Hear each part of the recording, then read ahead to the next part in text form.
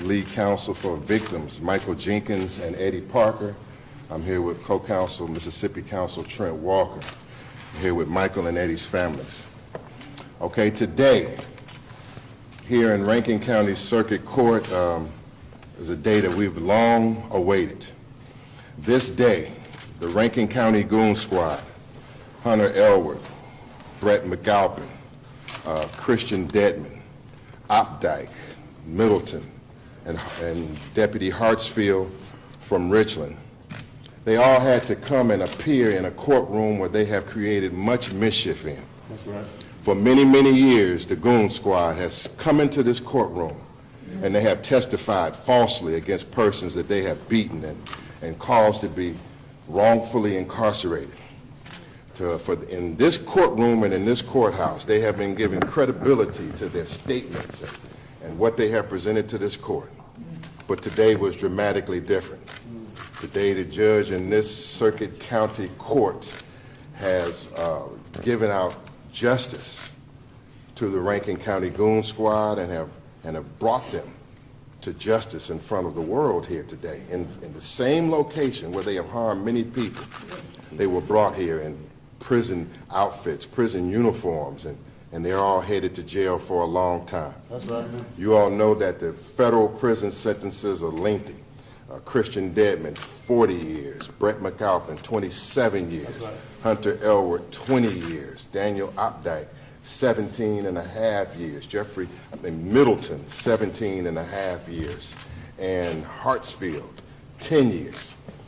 Today, they did not receive any additional time to their federal sentences. What Judge Ratcliffe did do was he departed from the initial recommendations.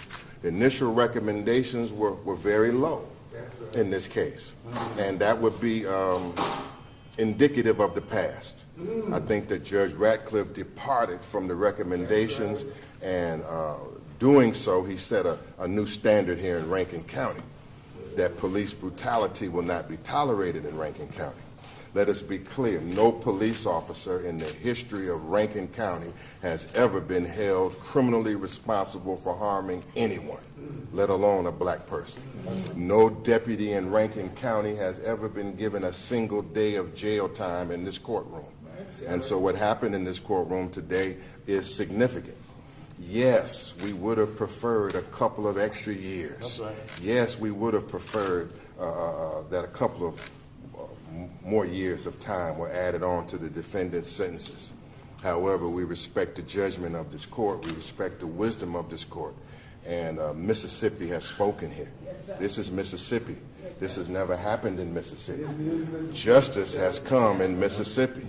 What has come? Justice. And when has it come? Now. Justice has come when? Now. Okay, and so... Listen.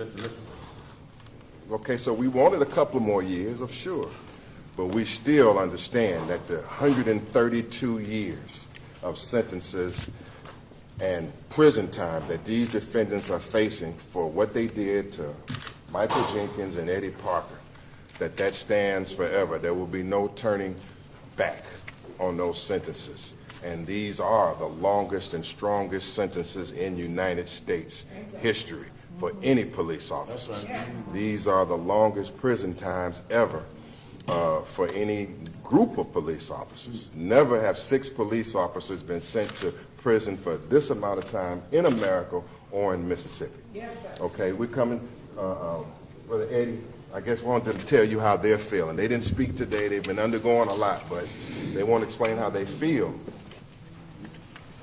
Just how they're feeling, because this has been traumatizing. And we want to hear what they have to say. Then we have some more important information about the supervisor of the Goon Squad, Brian Bailey. Okay. It's been a long time coming, long year, hard work, a lot of dedication, and it really ain't been about me. It's been about what they did to my mama, how they made her feel, and just to dictate and the bullying, you know what I'm saying? And that's why I wanted to get so bad, how they made her feel. I did it. She did it. We did it. It's been a long year, man, but it's been a short year. I'm thankful for all y'all, been here with us, man, for the ride. All y'all that helped us, with this fight, man.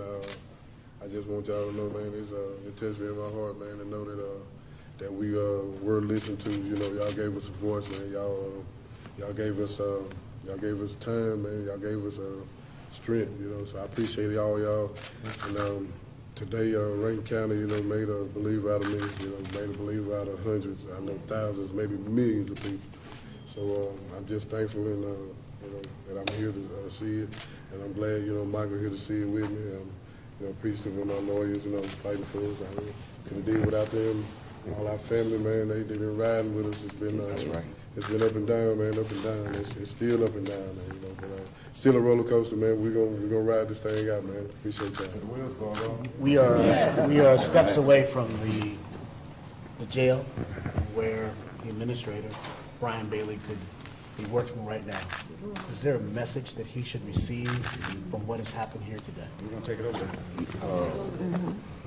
Brian Bailey should be on notice that he may be next.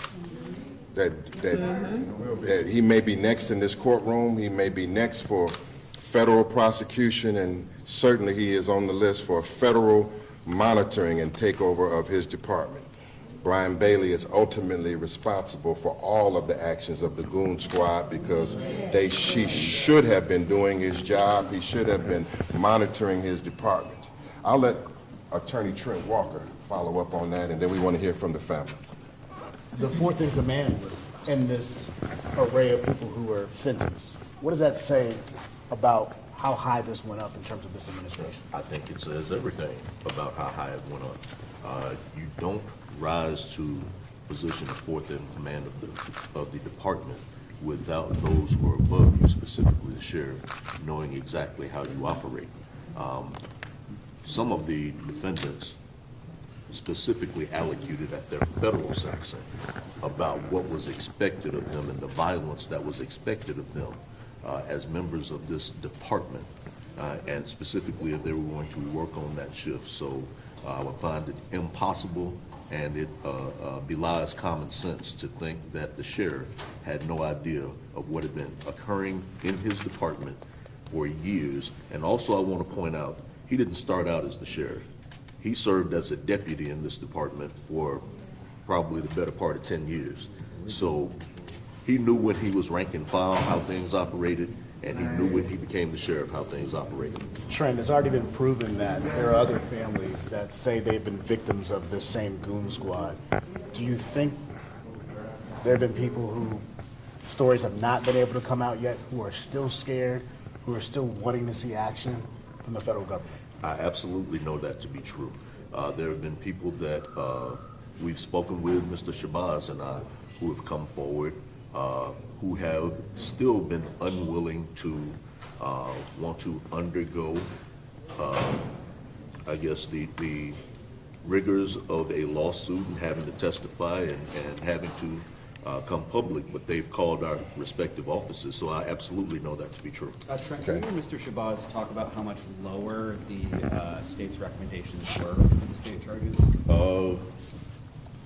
To my recollection, what the judge did here was probably double what the original recommendations were, so that with, I think, one exception, everybody got the max. Now, obviously, when you are plea bargaining, the negotiating back and forth is a part of it, but what everybody understands is that the judge does not have to accept a recommendation, and that as far back as August, all of these defendants indicated that they understood that the judge did not have to accept their recommendations. So given the gravity of what's going on, what has gone on in this case, none of that should have been a shock to them.